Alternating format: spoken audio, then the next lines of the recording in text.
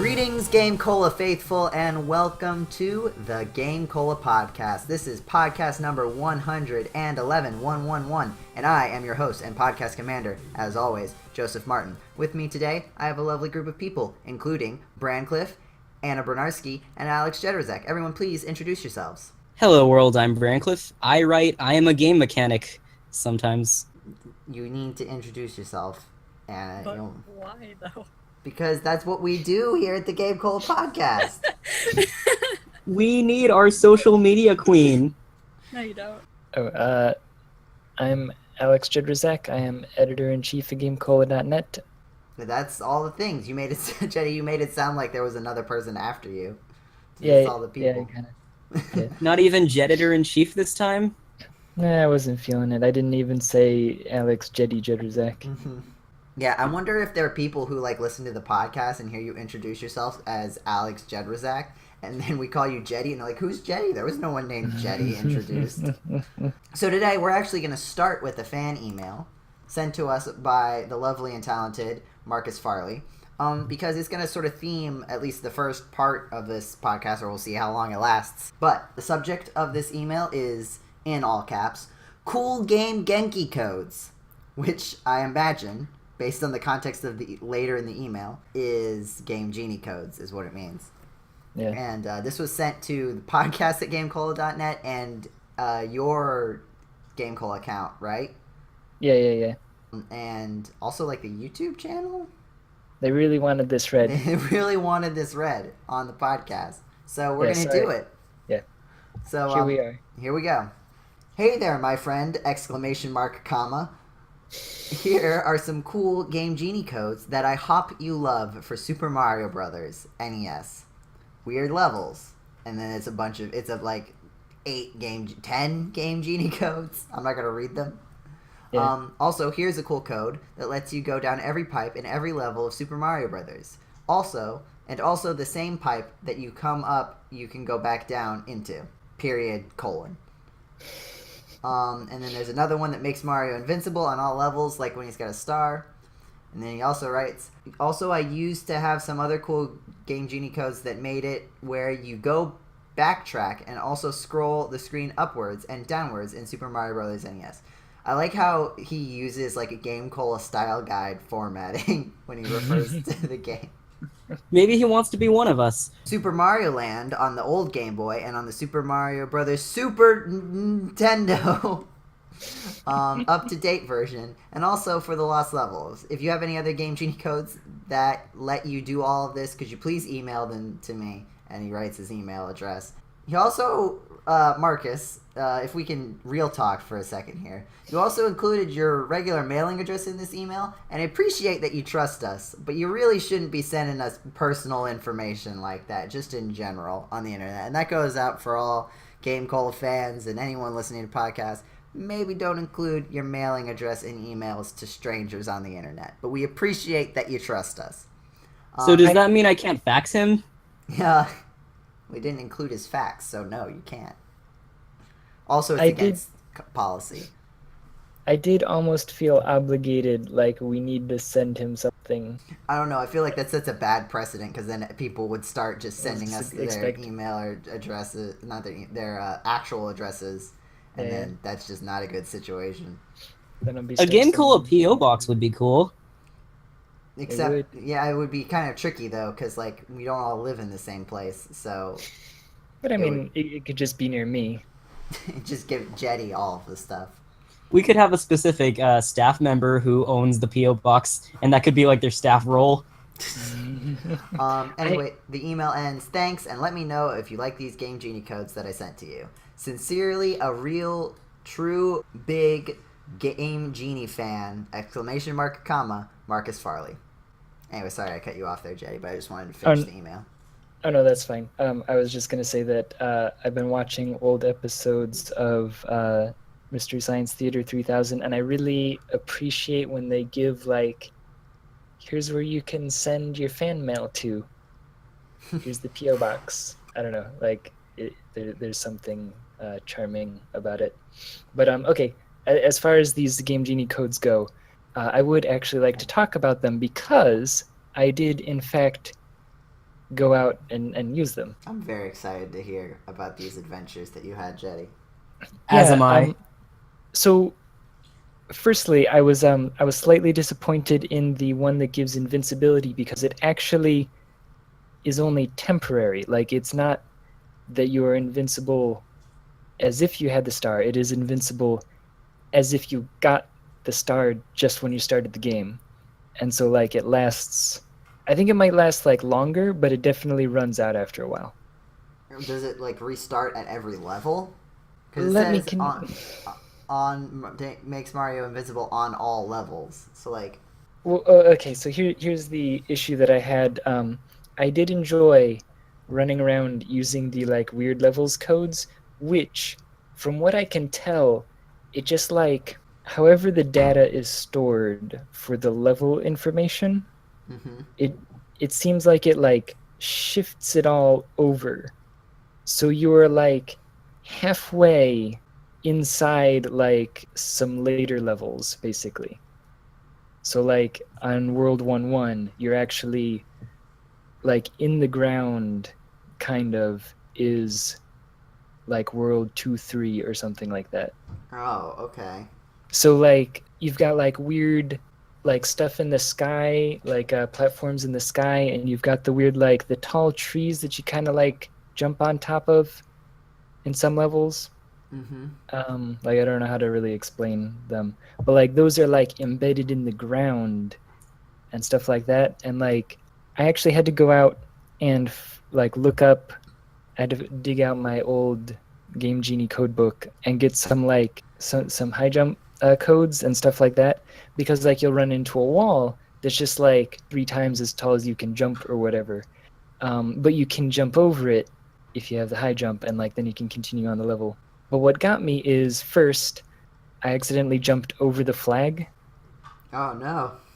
Yeah, and what I found out is that if you do that, the level just repeats like the castle over and over, like the castle that Yeah, you I think see I've after seen that. that before. It just like keeps repeating infinitely, and then I got timeout and I restarted again and played through the whole thing again. But then when I went through in World 1-1, after you're done with it, it goes like do do do do do do do bloop bloop bloop, and then you go down the pipe, right? Mhm. But the thing is that when you finish the first level with the weird like level codes on, there's no pipe. Oh no! Yeah, so like you just like sit there, you just like start walking forward automatically. You can't control him. He just keeps walking forward with no music. And then like eventually he runs into a wall or something. And then that's just it. And that's basically it. Hmm. So does that mean you only got to play one weird level then before that happened? Yeah, like I mean, you could go back and do a different code, but yeah, like you can basically only play through the first. I don't know if maybe there's a way to like maybe there's a code to start on a later level, and then it Yeah. won't assume that the next level does that. I bet there's like some Game Genie code that like chooses what level you start at. Yeah.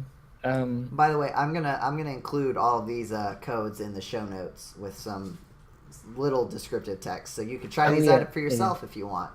Yeah, I was gonna suggest that like you put these in the show notes, because everyone who's listening, all the people who are listening on iTunes, all the people who are listening on YouTube, we do have an actual internet website where you can view more information, both about the podcasts and about video games About video games and trademark. related topics. Yeah. Yeah, we just put out our video game awards posts. Yeah. That you should, if you didn't get a chance, you should go check them out, because Find out what the winners were. Yeah, The find out best what games of 2016. some you might not be super surprised at. Yeah, if you've visited our actual internet website before, you should not be surprised at some of the winners. Yeah. But yeah, that was cool. That was fun, and we had the stream last night, or not last night. It was like a while ago. Well, it was well. Look, I'm trying to leave the mystery of the podcast in the air. No one really knows when we record this podcast. And Jetty, don't you dare say it. I just listened back to an old podcast where I made this same sort of joke, and you just told everyone what the day it was. So don't do that. Don't be undermining my one like Yes. what little power I have in this world Yes. to prevent people from knowing what day we record the podcast. Yes, fine. Yeah, but the live stream was fun. You had a good time. Yeah. I did want to continue on and ask so Jetty, you're around during the times of Game Genie. Yes. Did you own one when you were a video game playing kid? Oh, of course. I owned the Nintendo one and the one for the Super Nintendo.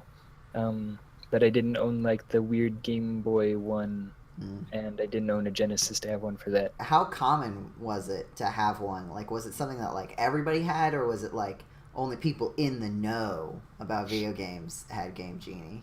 I guess I feel like I didn't have a lot of friends who had like Nintendos or like video games in general. But I feel like the ones who did had it. Like Okay. I feel like for people who were into games, it was a common thing. Not for those filthy casuals. You know we hate filthy casual games here at GameCola, the land of visual novels and dating sims. Gaming outside the candy. So I just wanted to compare because it felt like the sort of equivalent that we had for like, I guess I had it for like, I think it was Game Shark was for a while. Yeah. And then Action Replay was another one. Pro Action Replay, I think was a contemporary to the Game Genie, but then like continued on, whereas like Game Genie kind of died out. I feel like I skipped a step because I had the old Game Genie for the NES and I had an Action Replay for the GameCube, but I guess I didn't have any like handheld things or anything for the two gaming generations in between. I feel like I just jumped ahead. Do they still make them for like the Xbox One? I don't know. I don't think. I feel like Well, it's too. so many games are like online now that yeah. you just like it wouldn't be practical like because you just get banned and stuff. It does not seem they have it for modern systems. Yeah, it just seems like impractical, really, because like it would just like so many games it just wouldn't work. I feel like also like one of the main like the replacement for that is modding. Like I feel like modding is sort of like the modern equivalent because like if you want a cheat you just like find a mod that does it. Like I've been after the stream I started playing some more Stardew Valley, but I looked into modding it, and so now I've just got I've got two mods. One I've tried and one I haven't yet. But I got one mod that has a map that just shows where all the NPCs are on the map, so you don't have to like find them. Yeah. Have you played Stardew Valley, Jetty? Or are you familiar enough with it? I know you saw it on the stream. I'm vaguely familiar with it. I've never. Well, yeah, because it's just like trying to find everyone is just a pain, and it just wastes time, really. And I understand the point is like you're supposed to figure out their daily routine, and so you know where to find them after playing the game a lot. But it was just kind of a pain to just like I'll go by their house. Oh, it turns out that they're like 50 million years away on the map. Yeah. And they needed this thing in like an hour. So. Oh yeah. So the map has been helpful, and I've also gotten another one that just like there's a mechanic where you give people gifts, and that makes them like you. Okay. Is certainly not problematic in any way. But like everyone has different likes and dislikes, and you're supposed to do trial and error, but like it just takes like you can't really tell because it doesn't really tell you like how it like what the difference between liking a gift and loving a gift is. Is there any difference in the dialogue when you give it to them? Because that's how it works in other social sims. There is, but like when you get like say the first thing you give them is something that they like. It's hard to tell if that is the text for like or love. You cheat. Well, yeah, that's what I'm talking about. That's what we're talking. Yeah, like the mod. That's why you mod it in. Well, that kind of cheating is using a wiki, and that's a different kind of cheating. True. But yeah, but I also put a mod in that does that. So like that's the modern equivalent of using like an action replay or something. Well, I guess in an action replay though, you would just like that the cheats that you would get are make everyone love you instantly. Yeah, That that is one difference between the cheat devices and the mods. Usually, the cheat devices don't really add in a new content or feature, but usually just change the small bits of data that can change something like how many lives you start with. If you want like a new zone or area or utility, that usually comes to a mod kind of thing. Do we have any fun cheating device stories? I have a couple, but I do too. I cheat at Sims all the time. does Sims I don't have think like that's a device. But yeah, that it's Sims has cheating. like built-in cheats, right? Yes. I think you're supposed to cheat at The Sims. Right? Yeah. Pretty sure it's given. No, wait. They give you like a card when you buy the game. When you buy the game, they give you a card with a bunch of codes. Oh, like okay. Like why a card? Like I don't understand why they wouldn't just like put it in like a sub menu within the actual game. Why is it like a physical card that you have to look at to do the thing? Maybe it's collect all 5. Sims cheating cards, gotta collect them all. Yeah, like you get a different set of cheats, and you have to talk to your friends and be like, "What cheats did you get?" I know that'd be cool. I don't know if that's true. A social aspect, because if there's one thing that people who play The Sims want to do, it's interact with other actual human beings. That's why you Yeah. play The Sims. Yeah. Hey guys, I'll trade you my infinite happiness card for the infinite money card. Anyone want to trade, guys? You don't need to trade though. Like you would just have it. Like Yeah. you would just have the code and you could just write it down. Someone else could just write it down. Also, Yeah. a little flaw in that plan in modern times. There's this thing commonly referred to as the internet, and so like that would make things a little tricky in that regard. I do like how many people we get who end up on GameCola because they searched for like scratched off Wii eShop card. I think I've actually done that before. That wasn't how I found this site, but I think I was that desperate once. Don't lie. But who would That's like how we all knowingly? found GameCola. But I who mean, would- I guess when you're younger, you wouldn't really consider the idea that nobody would just buy a Wii card and then just not show use it. the picture. Yeah.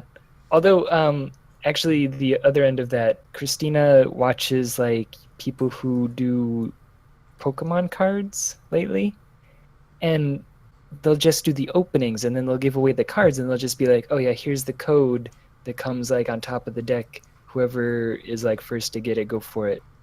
And it's like, huh? How about that? Wait, Um, they give away codes for physical cards? I think you can. I don't you can know what use it to the- get the online content. So like, you Yeah. can like scan a code and then that'll give you like stuff on the online version of the game. It'll give you those cards. Is But there I- a strong community for the online version of the Pokemon trading card game? I've never looked into it. That sounds kind of cool, actually. I think there's a decently strong. I mean, like it's sort of relative, you know, because like the video game Pokemon is definitely much more popular. So like, I definitely think like compared to that, it's probably small, but I'm sure it's large compared to like other card games. I also imagine it's a level of difference between like here's this free online content and here's an actual like $20 eShop card code. I've seen people do that kind of thing with games before on Twitter, where they'll send out a code and just be like, "Go for it." I've actually kind of been considering doing that for my own channel too. Not yet, but in the future. It's like I just imagine like the Coliseum or like it's like you take like a steak and you throw it to the lions and you're just like watch them fight over it. I feel like that is sort of what that's like, except a little bit less violent. But Also, that's how I like except- to imagine it. Instead of being a steak, it's an online version of a Pokemon card. So when I had an action replay for a very brief time, I recall using it for 2 games before I could no longer use it, which is also in and of itself a story. But the first game I used it on was a rented copy of Super Mario 64 for the DS version of it, because I had gotten to like the last few levels and I had sort of like stopped having fun at that point because it was hard. And so I used the code to get like infinite jump, like where you just, as long as you hold the jump button, you're going up. And I'm sure I gave myself infinite lives and stuff like that. The other game I used it for was Pokemon Pearl, probably either Pearl or Platinum, and I used like an experience gain. You could do any battle and it would just give you like 1,000,000 experience points from it. Yeah. And I also used it to, so it's funny because like, so in the Sinnoh games, there are these 2 islands that have legendary Pokemon on them, and one of them you're supposed to only be able to get to through an event. But it turns out I know. what you can do with the game or with the action replay is you can turn off like wall collisions, so you can walk through walls, and you could literally just run. Like I didn't think it would be possible because I figured like it wouldn't, like it was like in a separate loading thing, like it wasn't actually there. So I thought you like had to load it, but I did. I actually just ran all the way over to the island in the game, like following the like on-screen map, and it was there. And I was like, "Whoa! I didn't expect this to actually work." And then I caught Darkrai because I could just walk to the island that you were supposed to get through an event. Yeah. This That's makes funny. me wonder if the Pokemon maps, if they're kind of similar to the map design in Earthbound, where the entire game is actually just one map, and there are certain borders that change what's inloaded and outloaded to not overwhelm the system and stuff. I'm wondering if the Pokemon games do that too. Well, Sinnoh games definitely did. I would imagine in the most recent games, Sun and Moon, like there are 4 distinct islands, so like you wouldn't really be able to do that. There's no way that those islands are, like you could walk across the ocean to those islands. Those are 4 distinct locations. But the reason I couldn't use the action replay anymore was because it got left out in the sun. Like we left it on a counter, which turned out to be the next morning, it directly in a sunbeam for like 5 hours, and so it didn't work after that. Wow. And that's how I had to so stop strange. cheating at video games. Wow, that's rough. Ah, man, that sunbeam sure showed you. Yeah, it was my it was the universe's way of punishing me for Weird. my grandeur. Maybe it was Game Yeah. Freak trying to tell you that Sun and Moon would eventually exist by using the sun on your cheating part. That seems like kind of a stretch. My arms feel good from all that reaching. Game Freak controls the sun. Brancliff, did you have any cheating devices stories? Oh yes, I too used my cheating devices on 2 games, which now that I think about it, I used the action replay on one and the Game Genie on the other, which means I'm only using one cheating device for one game, so I don't think I got my money's worth in that regard. But anyways, I used my Game Genie on the NES for Super Mario Bros. 3, and I actually just pulled up the Game Genie website to confirm that this is a code that actually existed at some point. And see, when I was a kid, I still grew up with the NES, even though the GameCube was probably out by then. And while the internet was still gaining in popularity, I didn't have my own computer because I was like 8, so they didn't think it was important. And all I really had to work with for this was my NES, my Game Genie, and this packet that they printed out with some of the Game Genie codes from their official website. And I just pulled up the website with the page with the packet. So, oh wow, nostalgia trip, man. But anyways, the code, and I doubt anyone's going to try it, but I'm gonna try saying the code anyway, just in case anyone ever decides to.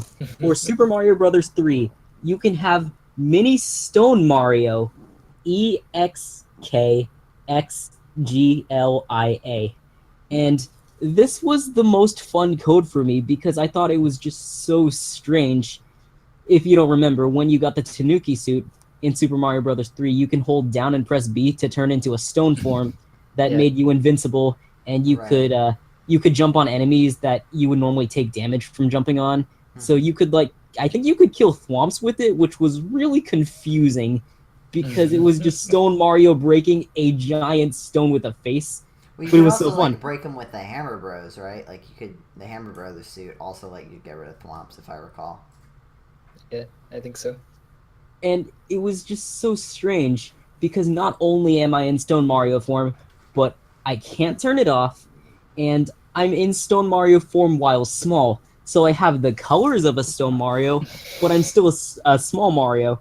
Yeah. And it was just so baffling to me because it's just so like out there. The developers probably never thought anyone would get anywhere even close to this, and I had a lot of fun with it. So Yeah. like so you were stone, like so you were colored like in the stone palette, but like you could still move around and jump around whenever you wanted, Yeah, and you would still be stone while you were like running.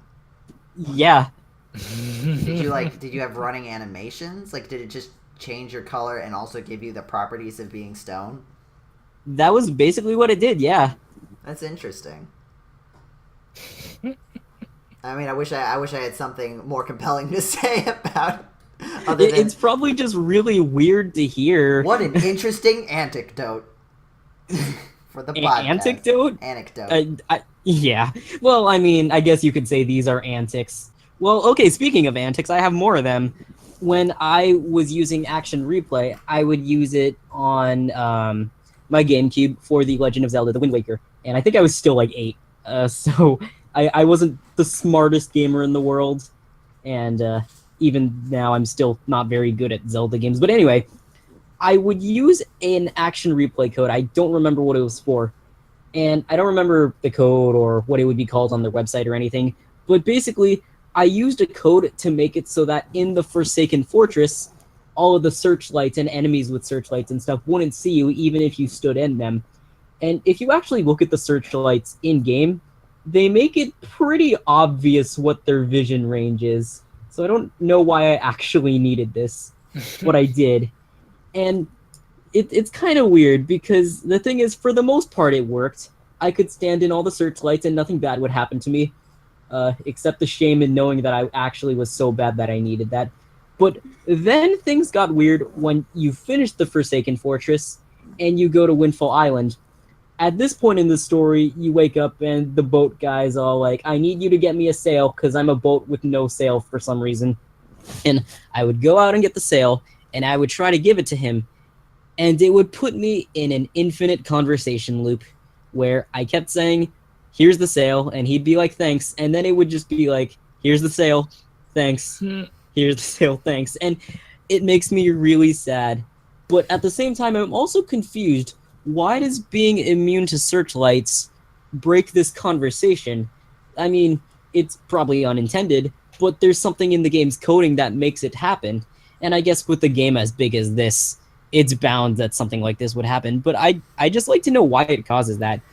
Anyways, in the end, yeah, go ahead. I was just gonna say, I feel like it with like Action Replay and Game Genie, like a lot of the codes were literally people just like trying different things until something happened, and then being like, oh, okay. So like they probably with the Action Replay, they probably just like messed with the code and then saw what happened and found out that like it, you know, stops the searchlights from doing its thing. But it probably like does a whole bunch of other stuff too that you just like don't see, because a lot of the time like the debugging of code will like sort of account for anything that you mess with too much, or like it just messes with stuff that you never would even like run into.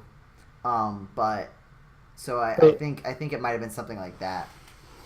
I mean, that's definitely part of it, because what I can tell you about is no, what was this, GameCube?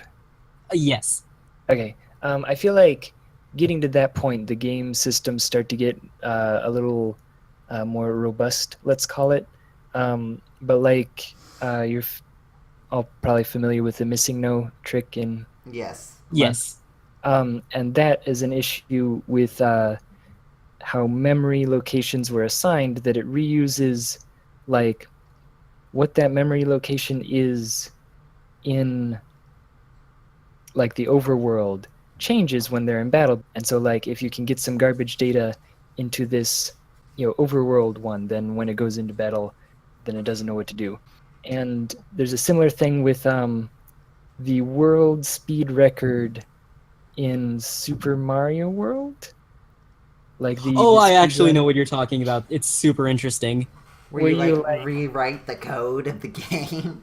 you like get a the football guy to like go into your item slot, Yeah. and then you like, I don't know, and then like later on in the game, there's a thing during the battle with Bowser where like using the cloud, since you get to go up it like messes with the memory location. the timer, because it's like it's mapped to like the same area, like the X coordinate and the Y coordinate are mapped to things of the cloud, are like mapped to the same data as like is used in the timer. Yeah.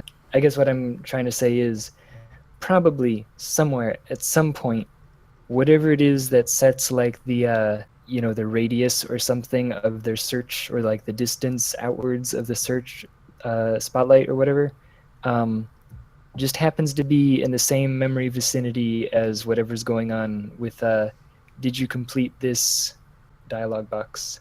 I was just going off of this Super Mario World. Have you seen the like even newer updated one where like Yes, you it's go so in, interesting. you like use that same sort of thing, but you use it in the first level with Yoshi, where you like eat a bunch of stuff to get stuff in your memory location, and like it gets to the point where you can just like rewrite any memory in the game that you want, and so you can just get it to like do it a certain way that'll just trigger the ending credits. Oh, I think I did hear about that. I forgot about that one. And then someone did like a tool assisted speedrun where you can just like do the inputs as you want, and they used that same code to like make a version of Snake using like Mario assets, using Super Mario World, like by reprogramming Super Mario World into a game of Snake. If Oh, you wow. think that's silly, they also did one for Flappy Bird, because this was when Flappy Bird was relevant. Okay, that's funny because of the pipes. Mm-hmm. Oh, yeah, that took me a while to get. I see what you did there. So going Oh, back I- to this Yeah. email, Jetty, did you try out the one with the pipe? Speaking of pipes.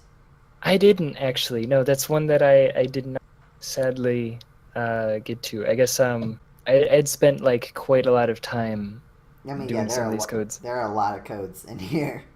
Yeah. If you ever get into doing these things again, you should definitely record it. It would be great content for our actual internet YouTube channel. Yeah. As opposed to the non-internet Back out YouTube of that channel one. that we have. You know, I used the wrong have thing. That's really mental. Just gets sent out to people's brains.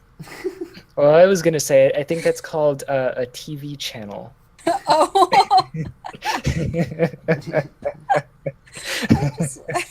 I'm too Look young for for that. Yeah, Jetty, like you're showing your age talking about television. That's not relevant anymore. oh my god. Is that something you watch using your rotor phone? Yeah, you have to dial in. No, Brancliff. I know he does. It's obviously Laserdisc. Come on. I'm sorry for making fun of you, Jetty. That's what you get for hiring a bunch of young people. Yeah. New Um, kids. in the Kids internet. these days, I tell you what.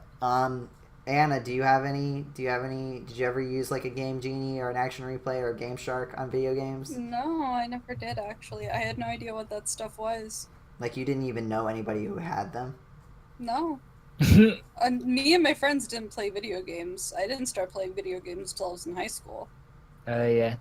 How dare I know, right? Hey, at least she still cheated on The Sims. And I look at what, cheated on The Sims in high school, yeah. just look at you now. Look at me now. On, No, on seriously. second thought, How maybe far I you've should come. say, cheated in The Sims, not cheated on The Sims. Haha. you? Anna, have you been playing other video Other games? What? Everyone knows No. that the rule of GameCola is you're only allowed to play one video game, and that's all you're allowed to talk about. Yeah, Nathaniel is only allowed to play Mega Maker. Mine was read-only memories for a while. What? Jetty, what about you? Do you have any more like personal stories aside from the email that we read? I definitely goofed around with it a lot, especially the Super Nintendo version, since you could like add more codes and like the games are more complex. So like I did a lot of exploration in like Final Fantasy 3 and that kind of thing, using like walkthrough walls. But those codes started to be like, you have to enter these 4 codes, fills up like 4 out of your 5 slots or whatever. Mm-hmm. And it's like, well, then you can't really do much else. However, I do want to say I do have one more story related to the image that I sent you earlier. Yes, the image that's probably the banner image for this podcast. He posted it on his Facebook and he just says science. So it's like it's a 2 Game Genie. Is it the top one? Oh no, it's 2 Game Genies and a cartridge. Yeah, just a game in a 32X. Would this? So are these Genesis. 32X Game Genies? I'm not sure. Actually, I'm not that familiar with the Sega Genesis system, but he has the full setup Right. with Sega CD and the 32X plugged in, and then 2 Game Genies plugged into that. Which, as you said, he probably should have done Sonic and Knuckles, and Sonic Knuckles and Sonic 3 and Knuckles. Yeah. I also like how it's 3 games attached to a 32X, attached to a Genesis, which also has the CD attached to it, although that's separate. I just think that's just so great. Also funny, this has nothing to do with it, but he has his Switch Joy-Cons behind the game. Yeah, it looks funny. It actually almost looks like you could attach the Joy-Cons to the game, the Game Genies. That would be amazing. So have you ever tried plugging in 2 Game Genies and then also a game? Like, would that let you enter in more codes? Okay, here's the thing. Number one, like this suddenly like overtook me this afternoon. Like it You were struck with consumed the me. same realization. And on that day, Jetty was never the same.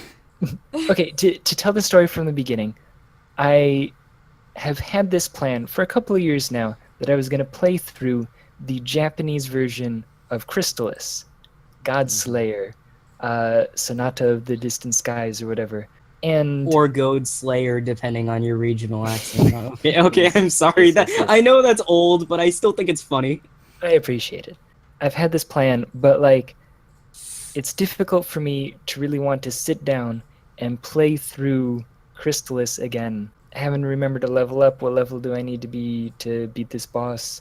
Like, try not to die, try to play through, try not to miss anything. So finally I was like, you know what? I'm just going to put in some Game Genie codes. I'm just going to like, is there like a infinite hit points? Is there like a kill everything on one shot? And so I looked up a bunch of codes, and there's quite a few good ones, but it's like, well, would I rather have like magic doesn't consume MP, or would I rather have like get extra gold, or like what mix of 3 things? There's like a always shoot a level 1 attack, like don't have to swap swords to remove the walls. There's all these like things, and it's like, well, I definitely want no damage.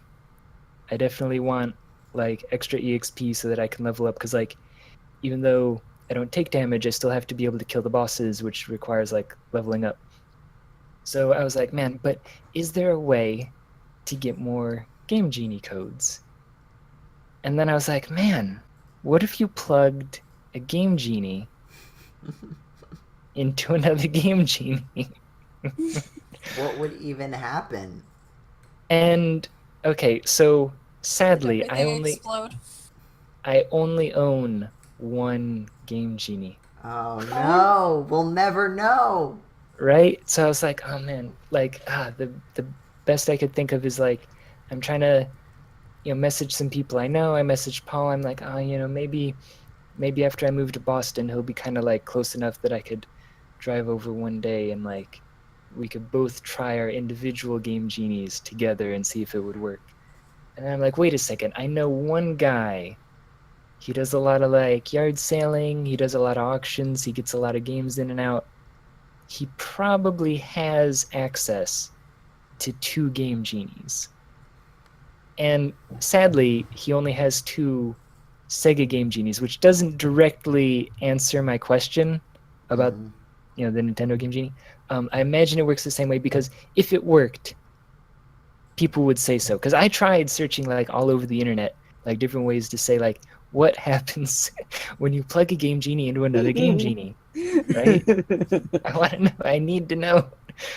And his response, he says he individually tested the Game Genies and tested that like they actually work when you plug a game into them. And then he took a game that he knows works and did the triple thing. And he says, sadly, it hold on. He says you either get stuck in a loop of entering codes or it crashes. No. I was not actually able to get anything to play. That's disappointing. Yeah. And I realize now, despite how beautiful our new banner picture is, that means the only thing it'll result in is a game that doesn't work. Well, okay, It's sad. So I just did some research while you're telling the story, Jetty, and I found this forum post where it says, I don't know if it works for the Genesis, but it does work for the NES. I've seen a friend of mine use up to 3 Game Genies at one time on the NES, which this person might mean that it just like actually functions, like maybe it doesn't get caught in that loop. But this is a thread. I'll link it to you. Because I did see there was like 2 forum posts that I saw. This might be one of the ones that you saw. Well, maybe it's just that Jetty's friend did not blow in the Game Genies. He tested that they worked individually, so I feel pretty confident.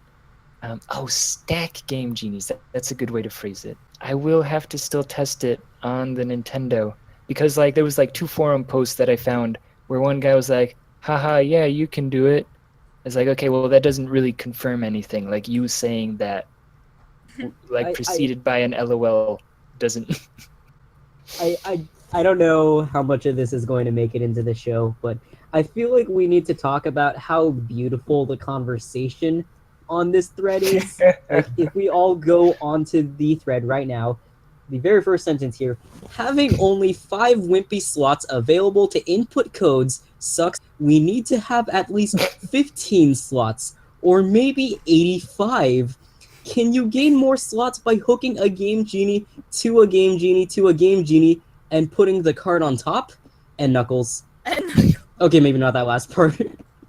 And see, it gets better than that, because if you look at the profile picture of the guy who said that, his avatar just says Game Sack, and I don't know what that is, but I'm kind of starting to think I don't want to. And even better than that, the response to that thread is a picture of someone who did what I actually had in mind.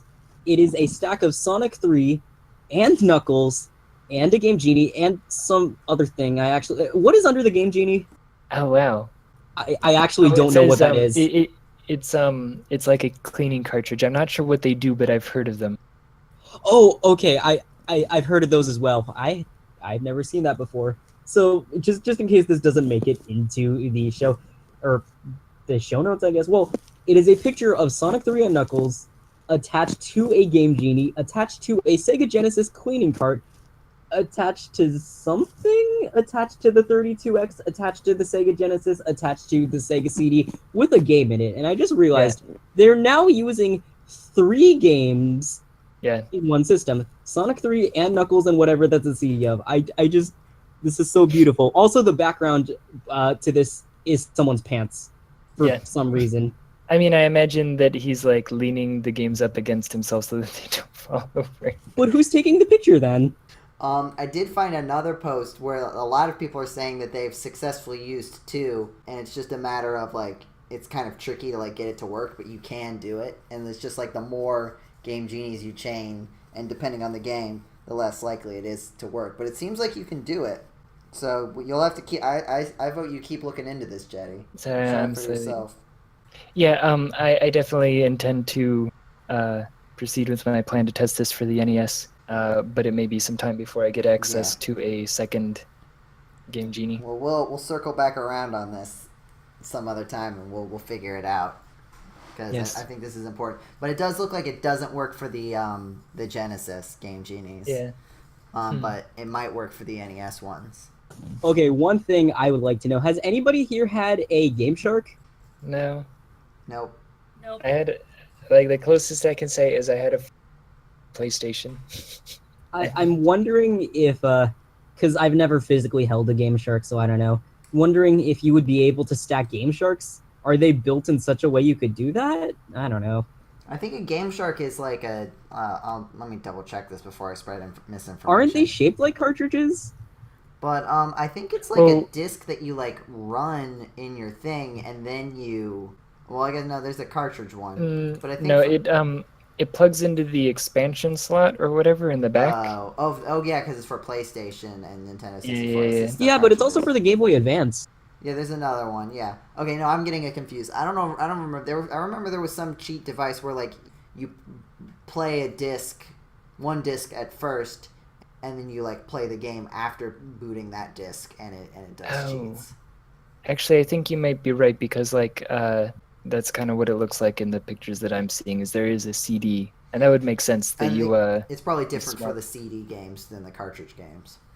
I actually just thought of a conversation topic just now, although it's something I also know nothing about, so I'm hoping that maybe one of you guys knows about it. So, okay, here's what I'm wondering. I know this is how it works for my GameCube when I use the Action Replay at least, but how it would work is you put the Action Replay disc in the GameCube, you activate the codes, and then while the GameCube is powered, you take out the Action Replay disc and then put in the disc of the game that you want to use the cheats on. And I'm just wondering, how does that even work? Like, on a hardware standpoint, I don't get it. For the PlayStation, at least, this was like a built-in mechanic. I mean, for like multi-disc games like Final Fantasy or whatever. And there was also Monster Rancher, one of my favorite games, which would actually like you'd be playing the game, it would tell you go ahead and insert just like a random CD, anything, music, whatever you want, data, and then it would like create a monster for you. Then you take that out and put back the Monster Rancher CD.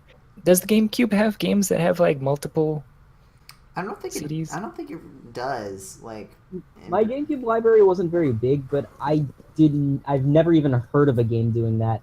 Although it would be cool I've because heard that of would mean games. stop and swap is real. I've heard of games on other systems that do that, but not on the GameCube. I don't think Yeah. I've ever heard of anything like that. There might just be something built into the GameCube that's like, if the thing is open, give them like 5 seconds to close it. Mm-hmm. But just Yeah, a like lot of you the time they're on keep like game. timers. Like I know for Yeah. like there wasn't there like some issue with the Nintendo 64 where it was supposed to have stuff like that, but like Yeah. that when they originally programmed it, like the specs ended up being different, and so like instead of having like a minute to put in the new cartridge, you had like 2 seconds. Oh, okay. So I said this as a passing joke, but I mean, I guess it's relevant now. Have you heard of Stop and Swap from Banjo-Kazooie? Yeah, I think that's what it was. Yeah, that is the most, I guess, infamous example of how that ended up being a problem. Although I think that was also the only example of it being a problem. So, I mean, Yeah. if anybody knows any other ideas for how It was underutilized functionality in general, I believe. Well, I mean, I think it was underused because there aren't very many, I guess, reasons to use it. I guess, like, if you were making a game for the N64, what reason would you give the player to suddenly swap cartridges like that? I mean, yeah, it's just like for like a sequel, like, and I guess there's just like there weren't that many sequels on the Nintendo, like games that like came out on the Nintendo 64, and then there was another one also on the Nintendo 64. There aren't really a lot of like. That's not a thing that works on, but there are definitely like still things where like the stuff. Well, now what it is like if something is in your system's memory, then it'll do stuff. Like I remember if you had a Super Mario Galaxy save file on your Wii, it would unlock Rosalina on Mario Kart Wii. Or at least it would unlock it. You could unlock her earlier, and there's stuff like that, which I think is the GameCube and Wii sort of answer to that. Yeah, because of memory cards or whatever.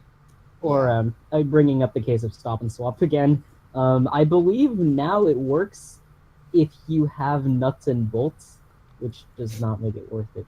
How would that work? How would that even work?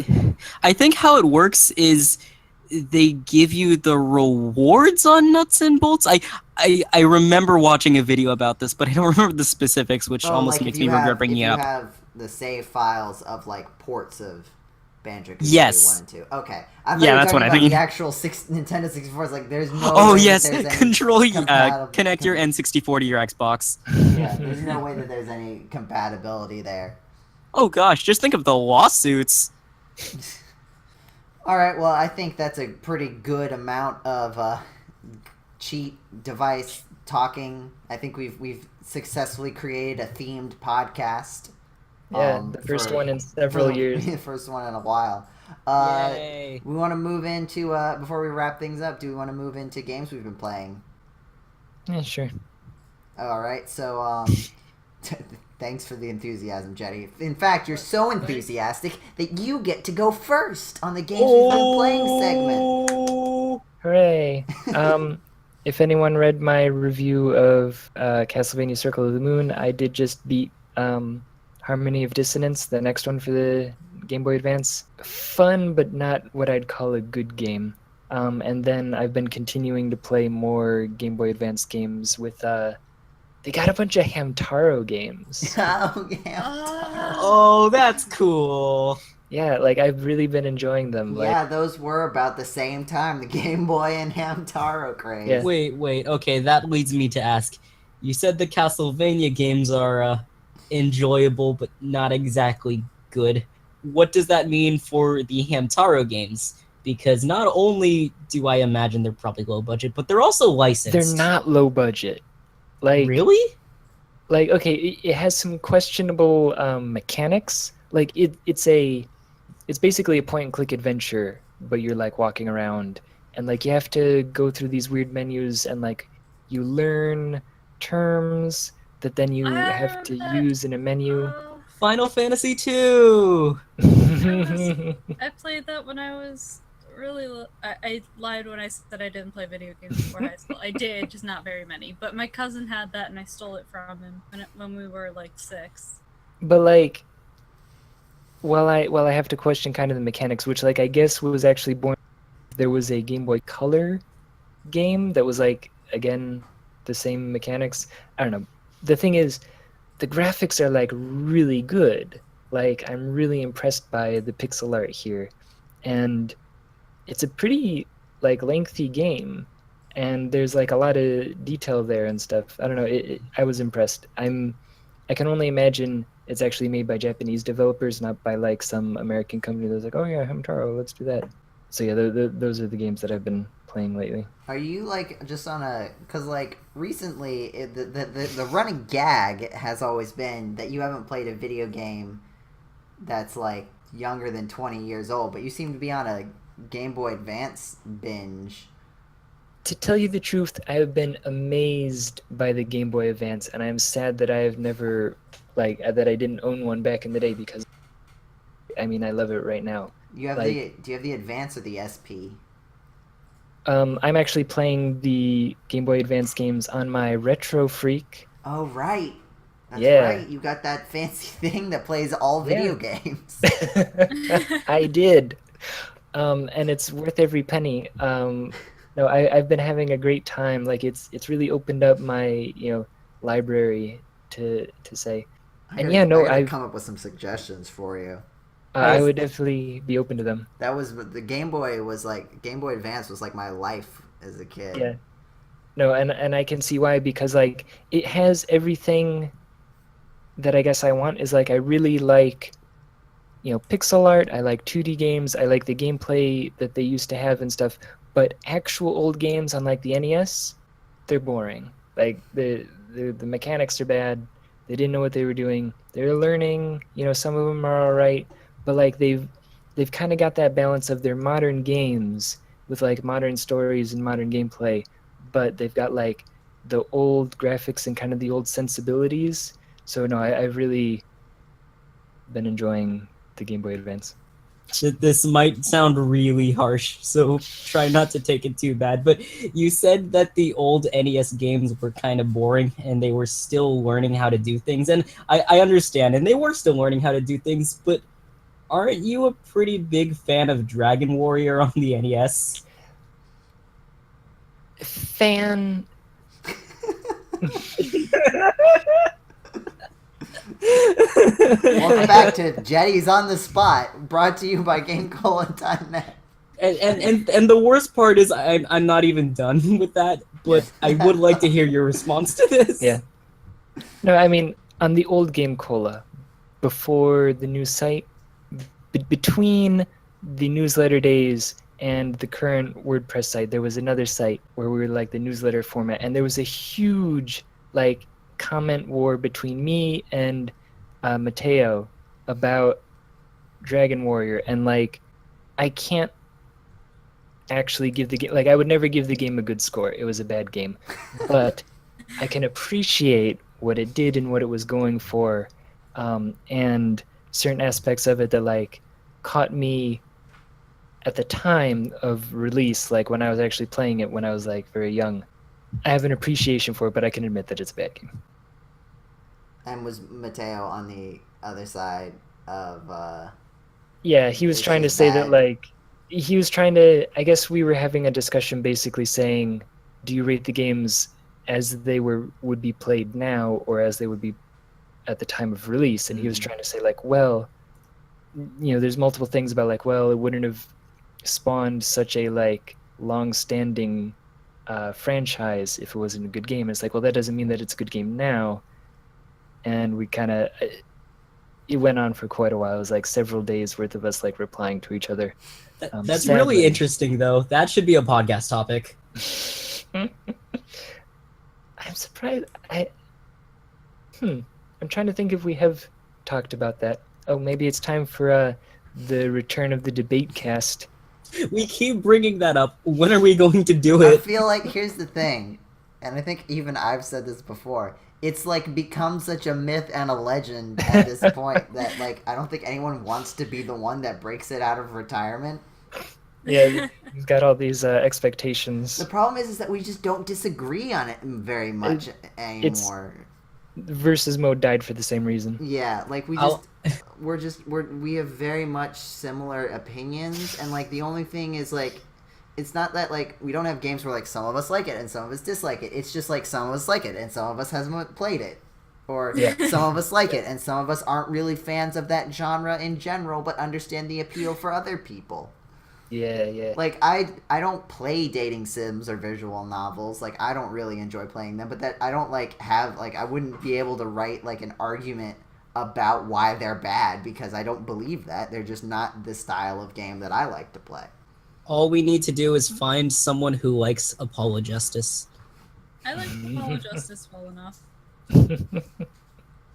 I think the part of the hate of Apollo Justice on the site, which I think will die down a little bit now, was because they wanted the character to go somewhere and he didn't. And now that he has been able to go somewhere in the games, I feel like the void that the other games set up has been filled. And so even though they still don't fill that void, there's not like imagine if like there was a game series with 5 installments, right?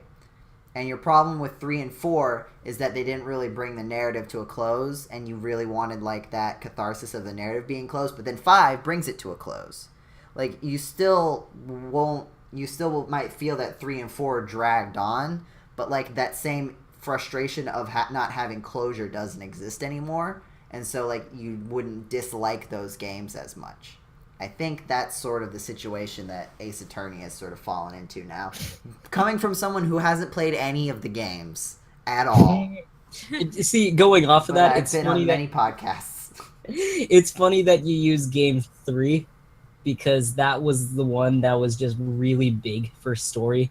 And then Apollo Justice is the 4th game. Where things are just like, hey, guess what? It's back. Let's see. I've been playing Stardew Valley with mods, so that's the only thing. I already talked about that. Brancliff, what are you playing? Oh, okay, before I answer that, maybe this is telling of how new I am to the GameCola staff community, but Game Boy Advance is considered new for Jetty? I mean, For Jetty, yes. yeah. For Jetty, it's very new. For GameCola staff in general, no. It's not very new. It's very new for. Oh my word! I mean, Jetty, you feel free to disagree with gosh. me if you think that is not a good assessment.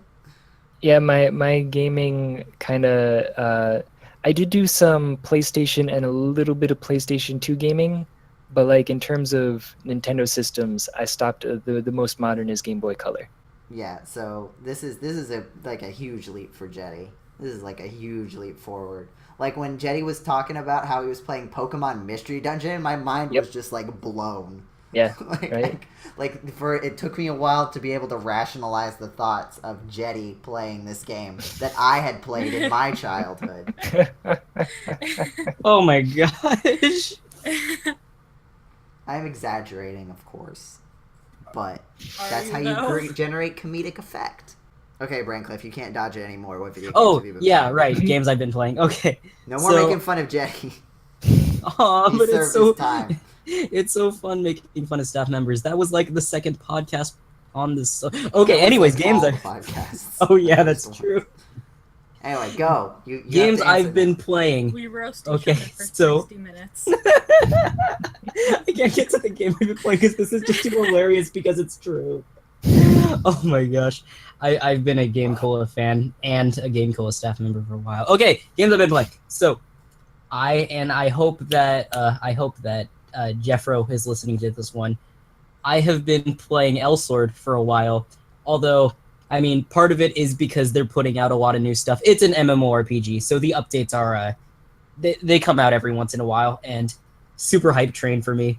Although it's spaced out to be like every 2 weeks, so I still got to keep playing while I wait for it. Anyways, I've been playing that.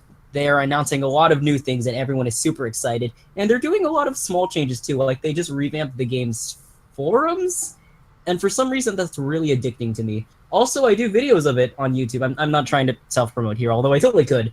But that's I kind of got my following to attend to, so I kind of have to keep playing the game anyway, even if I didn't want to. But I love the game, so that won't be a problem. Anyways, Anna, what games have you been playing? What? What are video games? What did you use your cheats on if you didn't use them on video games? Life? I don't know. Sign me up for those life cheat codes. I need those. Cheat codes what for have I life? been playing? Cheat codes for life. Yeah, sorry, that was an Wasn't old that a- GameCola column. Yeah, that was a column. Sorry, I wasn't familiar with that one. Yes. Anyway, sorry. Um, Continue. I have been playing, quote unquote, playing a game called Verity, which is really just a plant simulator. I just click on the icon twice every day, open the game, pick weeds out of a pot, and water plants that need water. This reminds me a lot of either Insane Aquarium or Plants vs Zombies, because they have the digital tank. That's not what it's called. They have the tank and Zen Garden modes, which are basically the same thing. I played Paul's new game, the Awkward Steve Duology. That was yeah. on. That's gonna be in the Smithsonian. Yeah. Yeah, which is- this coming weekend. Yeah, I wanna actually see if we can get Paul on the podcast to talk about that. I want to go, but I'm working. In the case, like I do like, it is a museum, so like, it's cool, but museums aren't necessarily known for having like, you know, famous, hilarious, and engaging anecdotes. You know what I mean? Yeah. But it's Paul, so I'm sure he'll have a good time. And we'll see if we can get him to talk about that sometime too, because that's gotta be really interesting to see what that sort of whole experience is like. If it's anything like My Nigerian Prince, then I will say that I am sold, because I legitimately love that game. No amount of sarcasm here. I thoroughly enjoyed It's it. not really. It is a FMV game, I believe. Yeah, Yes, it is. it's two Yeah. FMV games, really. 2 FM. Oh yeah. Yes. Sorry. Well, I'm actually kind of glad, because I was not around for the FMV generation of video games, so it would be kind of neat for me to experience how innovative it was. Do people even make FMV games anymore? Yeah. Aside from They- Paul, I mean Paul does. That's He fun. tells me about it sometimes. I mean, he of course grew up with it and is a fan of the genre. So he kind of keeps up with people who do similar things. There's a niche market. Well, speaking of a niche market. Thank you to those who listen to the GameCola podcast. Yes. Well, actually, before we end, I would like to introduce a new segment that I've been talking to Jetty about, where it's untitled as of right now, but where we feature an article from the past month on GameCola.net, the actual internet website. Oh yeah, did we find one for this month? I've just sort of picked one now because we talked about it like last night, and then I was like, oh, I should probably do that. So I think a good one for you to check out, since we've already sort of talked about the awards and stuff like that. Why don't you go and check out Hog Wild #1 Hidden Folks by Shannon Hoover.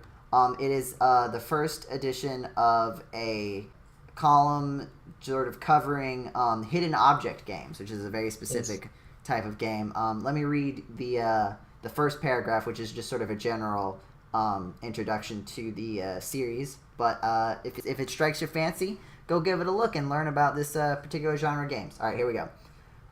HOGs, that is, hidden object games, are probably one of the most looked down upon genres in gamer circles, but I unabashedly love them. I adore puzzle-based games in general, but I find HOGs in particular to be the perfect casual brain teasers to relax and unwind with, especially as unicorn chasers after emotionally / psychologically intense games, or as palate cleansers in between longer games. In this new monthly column, I will share some of my personal favorites from my collection, and the first one is about Hidden Folks. So it's this like black and white sort of. It looks really visually interesting. So yeah, so I would give that article a look. You can find it on GameCola's actual internet website. It should still be on the front page for a while now, or you could just search for it. And yeah, Jetty? The title, you see, is a pun.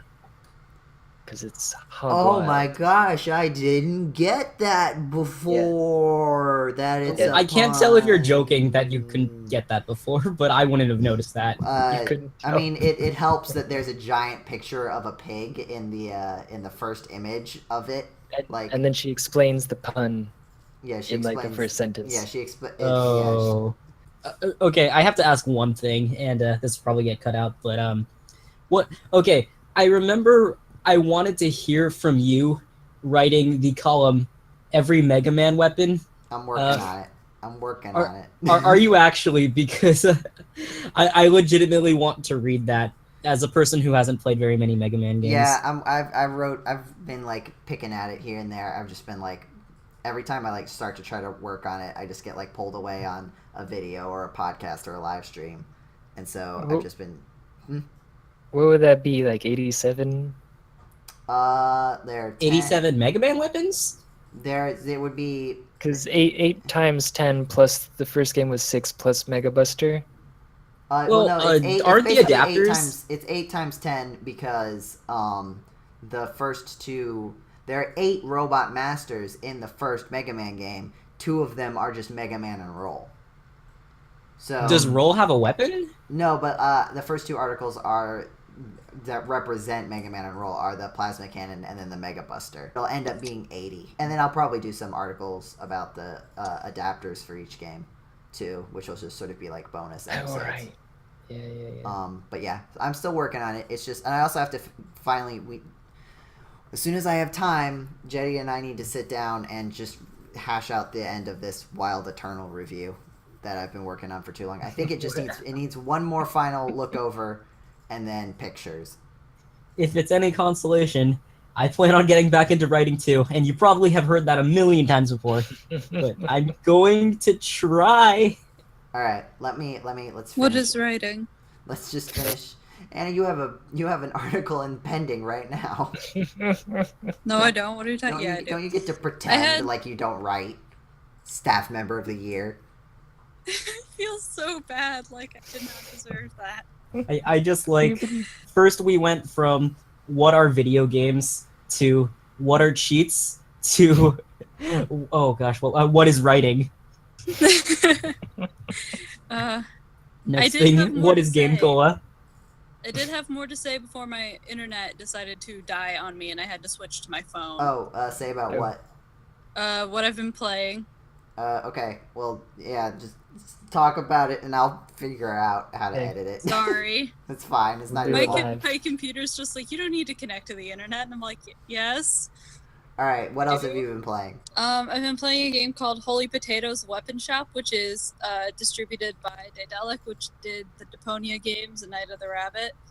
It's fun, but it also has a lot of like pop culture references, which I think is cool, but at the same time, I'm not a huge fan of those in games, in like random games and random.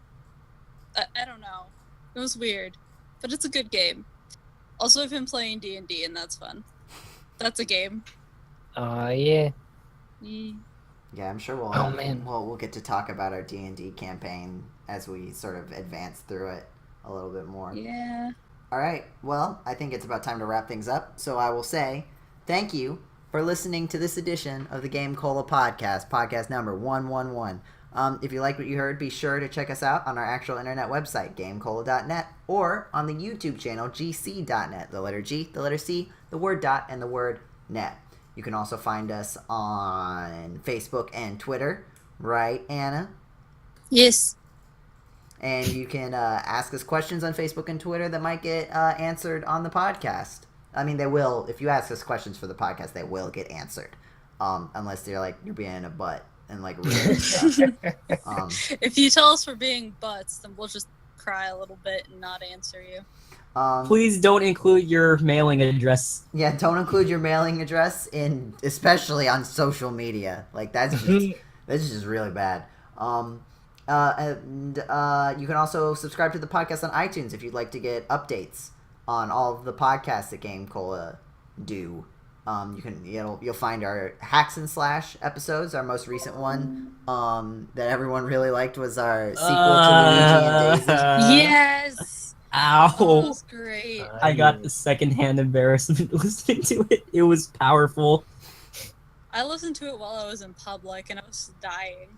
Oh laughing, my like, gosh. in the freaking yarn aisle at Michael's. It was a good time. So you better best check that one out. And you can also check us out on Twitch, where we do live streams like the year-end awards, Christmas in July, ho-ho, holiday, birthday, live cast extravaganza, and Knuckles starring Dante from the Devil May Cry series. Wait, the new Christmas in July. Yeah, no, we're not doing the whole thing again. You can find the podcast and not the podcast, the live stream when it gets uploaded to YouTube channel later. Yeah, I think that's everything. And hey, if you have some cool Game Genie codes that you'd like to share with the rest of the GameCola fan base and us, post them in the comments of whatever version of the podcast you're listening to. If you're on the YouTube channel, you can post the comments there. If you're on the website, you can post comments there. And we can all test out cool codes for whatever, even if it's not Game Genie, if it's for something else that works like that. Just post them in the comments, and we'll all get to see. So, yeah, I think that about wraps things up. So, all right, goodbye. Bye. Bye.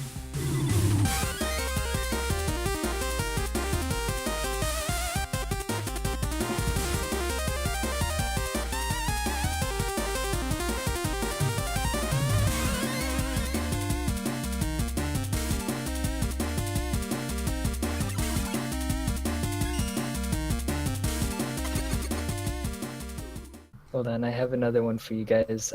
Because while I was talking to Paul about this, of course, I had to send this to Paul. Oh no! Oh no! And Knuckles and Knuckles and Knuckles and Knuckles and Knuckles and Knuckles and Knuckles.